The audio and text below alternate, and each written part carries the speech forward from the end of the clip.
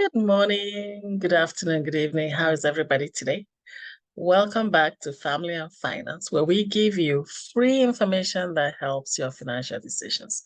My name is Rose Joshua, and we continue today with our systemic poverty series. So today we're going to do part 7.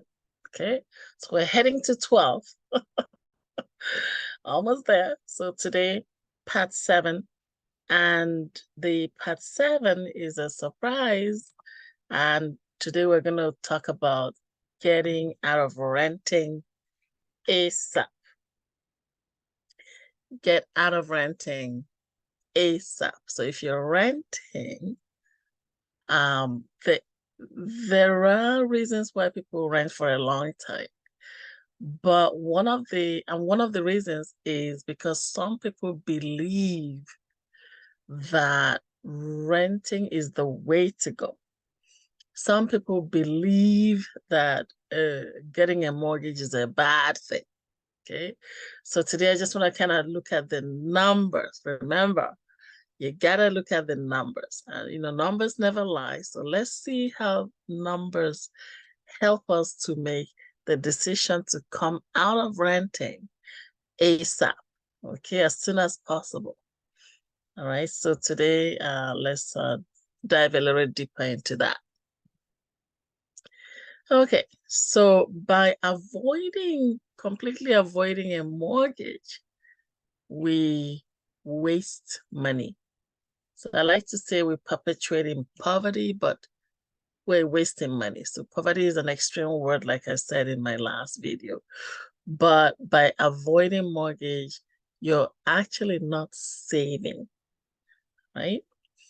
So one of the reasons people are afraid to rent is because they think erroneously that they have to pay off their mortgage. I've seen this many times, especially in the immigrant community. So let's give you an example. A family comes in, the husband is 50 years old, and he feels, well, why would I get into a 25-year mortgage? It's so far away, I may not have the money to pay off the mortgage. And the reason for that thinking is often because where we come from, we basically build our houses cash down. So we feel that if you take a mortgage, then you have to pay it off. So that's really one, misconception that we need to tackle. So here's the thing. In Canada, in the US, you don't need to ever pay off your mortgage. I'm going to say it again. You don't need to ever pay off your mortgage. Even if somebody passes away, you don't need to ever pay off your mortgage, okay? So let's take a look at that. The other thing is the word amortization. People are like, oh my God, my mortgage is amortized over 30 years, it's amortized over 25 years. So just the fear of that word is really what we are driving at. So what in the world is amortization?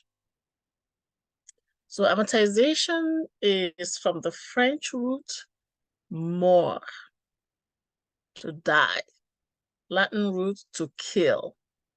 Okay, so when you're paying off your mortgage, you're killing it. Or you make your mortgage die.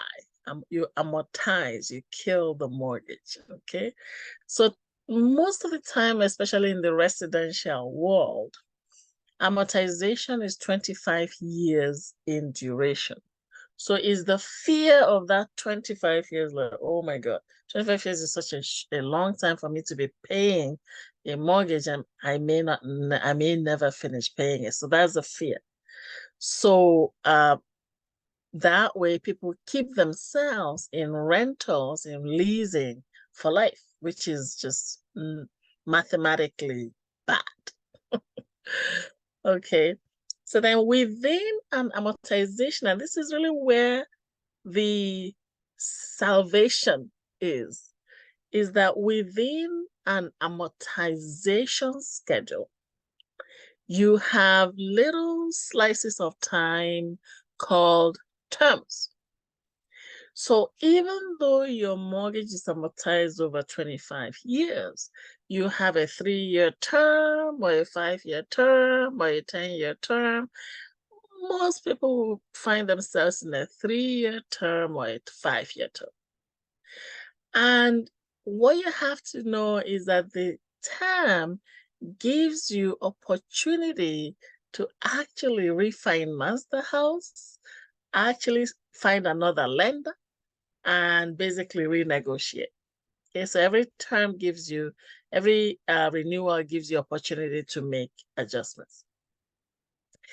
Because of the term, you also have the opportunity to sell. So you can sell your home at the end of a term and buy another property, or you can basically, refinance it like I mentioned in the previous slide.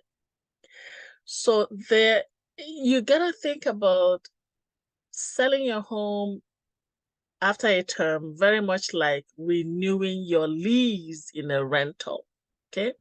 So you can choose to renew your lease or you can choose to break your lease. All right, so in the same way, you can choose to renew your mortgage or you can choose to break your mortgage, even way before the amortization. So when you sell your home, you basically collect the equity which you gathered, and then you move on to other things. Some people sell, move back to their home country, or stuff like that. All right, so there may be penalties, just like breaking a lease, there may be penalties for early termination of your mortgage, but again, you just have to understand that you have the freedom to do so. When you sell a house, a home, let's say you bought the home in 2020, it's 2024, 4 years later, you want to sell the home. The lenders will do the math, okay? They clear the outstanding mortgage from the new buyer. So you bring in a buyer and the buyer brings in the full money for the house at the price you're selling it. So let's say you bought a home for 500,000 and you've only paid the mortgage down to 400,000, but you put it up for sale for 500,000. The buyer would have to bring the full 500,000, okay? When the lender collects the 500K, they clear the outstanding 400K mortgage. So you have an equity of $100,000, all right? So there's typically reductions from lawyers and fees and all of that, but you do have equity built in. So in the same manner, you actually don't have to sell and walk away. You can move your mortgage, called porting. You can move it to another house.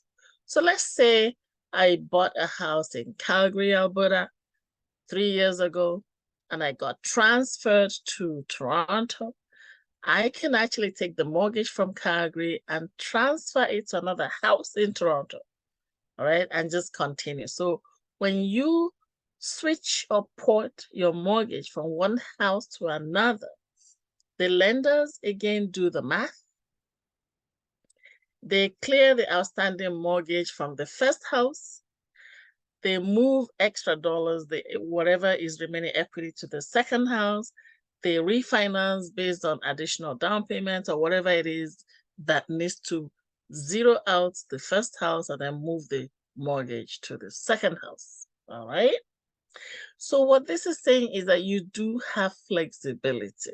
You don't have to stay stuck in the same house for 25 years trying to pay it off.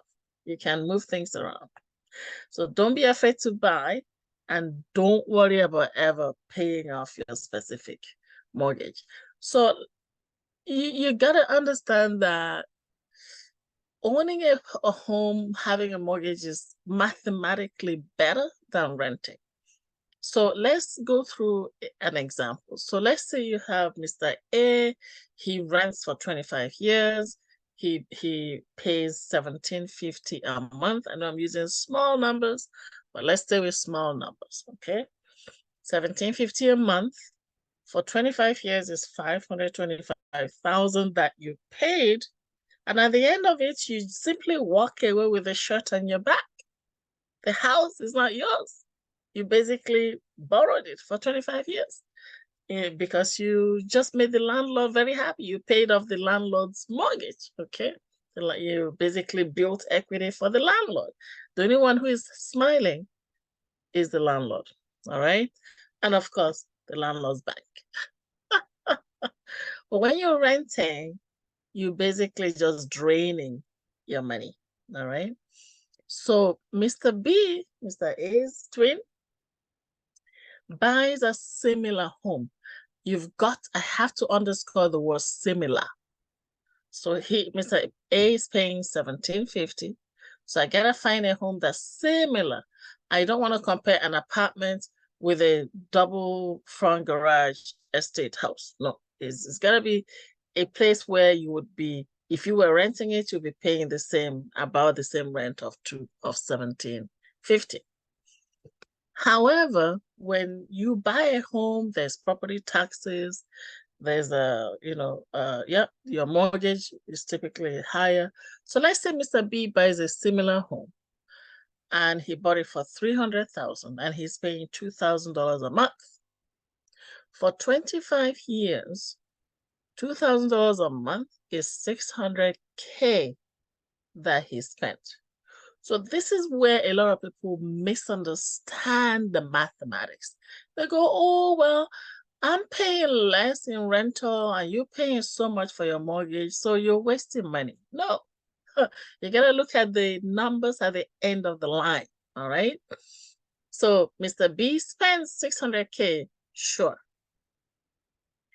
However, Mr. B sells the house at the end of the 25 years. So what if, we're going to look at 3 scenarios. What if Mr. B sells the house at the same price he got it? So he makes no apparent profit. So he bought it for $300K 25 years ago. There's no appreciation. He's selling it for $300K. What is the final mathematics for Mr. B? So he sells the home for $300K. There's lawyer's fees. There's money that he spends to repair the house, make it look nice, and all of that. There's realtor fees, so he spends $50K. So at the end of it is $300K that he realized from the house minus $50K expenses, so $250,000. All right.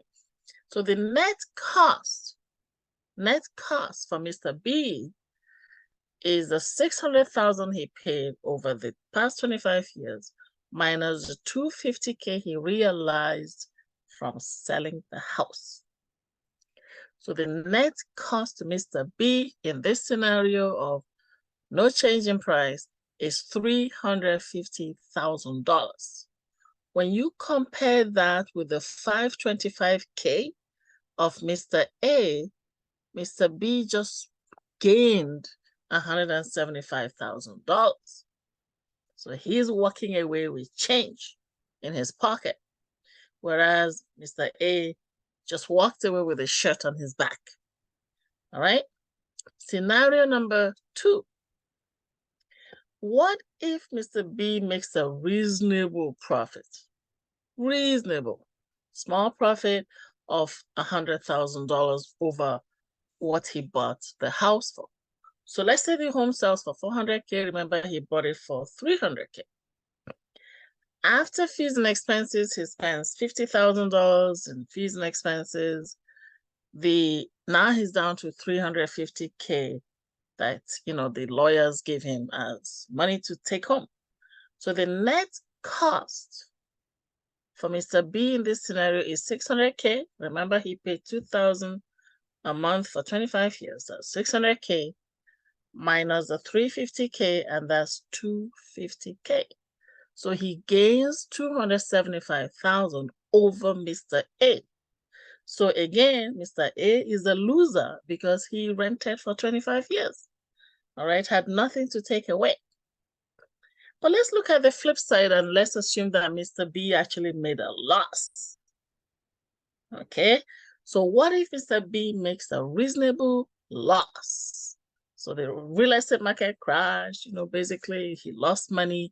So let's assume that instead of 300K that he bought it, he sells it for $200,000. All right, so using the same mathematics, he still has a gain of $75,000 over the rental.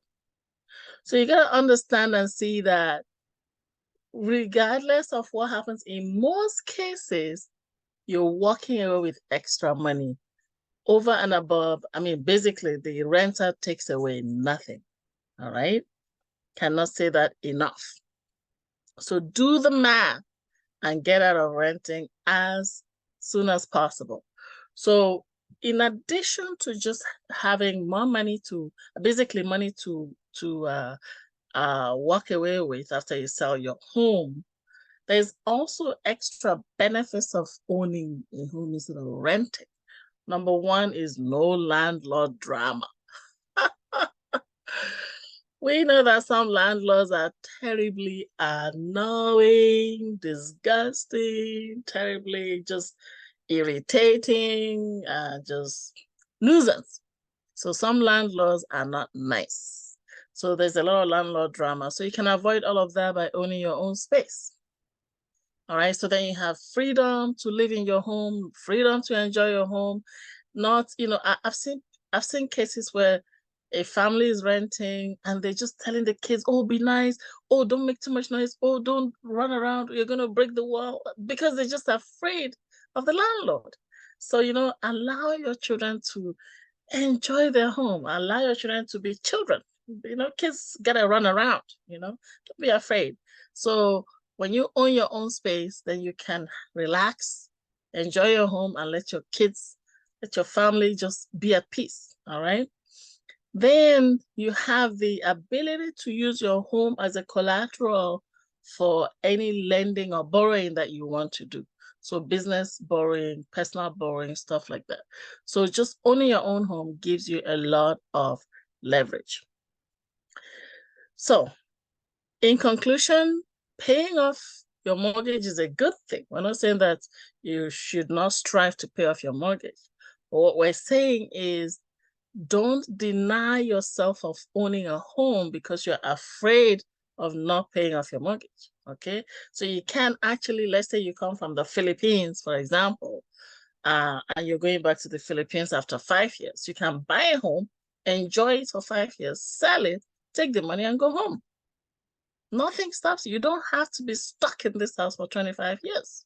So don't worry about that term amortization and just, get out of renting and enjoy yourself. So that is the end of part 7. If you know anyone who is still renting because they're afraid of paying the mortgage for life, send this to them, share, subscribe. And if you have any more questions on owning a home and mortgage payments and organizing all of that, be sure to connect with me and we can sit down and take a look at what you have. Okay? Thank you so very much. I hope this has been helpful. Have yourselves a very beautiful day. God bless you. Bye now.